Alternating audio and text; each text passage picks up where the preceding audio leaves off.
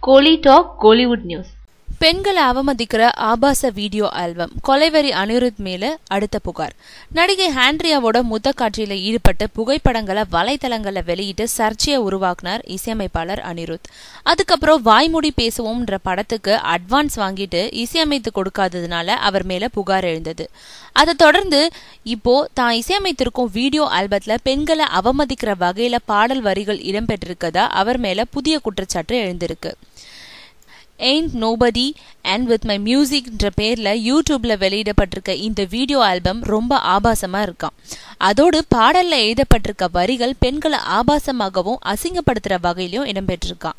அதனால இது பெண் இனத்துக்கு விரோதமான செயல். இது மாதிரி வீடியோ ஆல்பங்களை வெளியிட அனுமதி அளிக்கிறது சமூக விரோத செயல்களை உருவாக வழிவகுக்கும். அதனால அனிருத் மேல தக்க நடவடிக்கை எடுக்கணும்னு அனிருத் மேல சென்னை கமிஷனர் அலுவலகத்துல புகார் அளிக்கப்பட்டிருக்கு.